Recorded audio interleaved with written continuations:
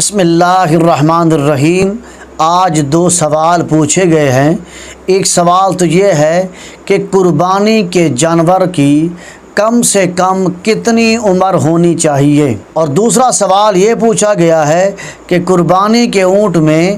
10 بکریاں ہوتی ہیں اور بعض لوگ کہتے ہیں کہ 14 بکریاں ہوتی ہیں۔ دیکھیں، قربانی کے جانوروں کے عمر کے متعلق جو ائمہ فقہ نے تعین کیا ہے وہ اس طرح ہے کہ اونٹ کی عمر مکمل 5 سال ہو۔ 5 سال سے ایک دن بھی کم عمر ہوئی تو ایسے اونٹ کی قربانی جائز نہیں ہے، بلکہ افضل یہ ہے کہ 5 سال گزار کر 6 سال میں اونٹ نے قدم رکھا ہو، اور اسی طرح گائے اور بھینس کی عمر مکمل 2 سال ہوں۔ 2 سال سے کم عمر ہوئی تو ایسی گائے اور ایسی بھینس کی قربانی جائز نہیں ہے، بلکہ افضل یہ ہے کہ 2 سال مکمل ہو جانے کے بعد تیسرے سال میں قدم رکھا ہو۔ اور اسی طرح بکرا اور بکری کی عمر مکمل 1 سال ہونا ضروری ہے۔ اگر 1 سال سے ایک دن بھی کم ہوا تو ایسے بکرا اور بکری کی قربانی جائز نہیں ہے، بلکہ افضل یہ ہے کہ 1 سال مکمل ہو جانے کے بعد دوسرے سال میں قدم رکھا ہو۔ اور اسی طرح بھیڑ اور دمبا اگر 6 مہینے کے ہوں اور دیکھنے میں موٹے تازے صحت مند ہوں اور معلوم ہوتا ہو کہ یہ 1 سال کے نظر آتے ہیں تو پھر ایسی بھیڑ اور دمبے کی قربانی جائز ہے۔ لیکن اگر 6 مہینے کے ہوں اور کمزور ہوں تو پھر بھیڑ اور دمبے کی سال بھر عمر ہونا لازم ہے۔ یہ جو اونٹ کے متعلق مشہور ہے کہ اونٹ میں 14 حصے ہوتے ہیں، یاد رکھ لیں اس بات کا شریعت کے ساتھ کوئی تعلق نہیں ہے،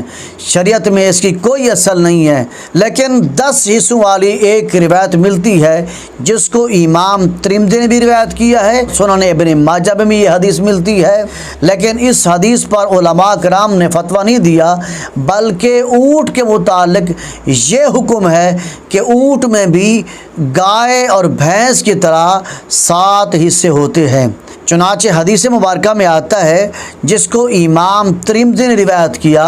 حضرت جابر رضی اللہ تعالیٰ بیان کرتے ہیں، ہم نے حضور نبی اکرم صلی اللہ علیہ وسلم کے ساتھ حدیبیہ کے مقام پر 7 آدمیوں کی طرف سے 1 اونٹ اور 7 آدمیوں کی طرف سے 1 گائے کو قربان کیا تھا۔ اور اسی طرح سنن ابن ماجہ میں بھی حدیث ہے، حدیث نمبر ہے 3132۔ حضرت جابر رضی اللہ تعالی بیان کرتے ہیں کہ حدیبیہ کے مقام پر ہم نے حضور نبی اکرم صلی اللہ علیہ وسلم کے ساتھ قربانی کی تو 1 اونٹ 7 آدمیوں کی طرف سے اور 1 گائے 7 آدمیوں کی طرف سے قربان کی۔ ان تمام روایات کی روشنی میں خلاصہ کلام یہ ہے کہ اونٹ میں بھی 7 حصے ہوتے ہیں جیسے گائے اور بھینس میں 7 حصے ہوتے ہیں، لہٰذا یہ جو مشہور ہے کہ اونٹ میں 14 حصے ہوتے ہیں یہ بات بالکل غلط ہے، اس کا شریعت کے ساتھ کوئی تعلق نہیں ہے۔ اور اسی طرح اونٹ میں 10 حصوں والی جو بات ہے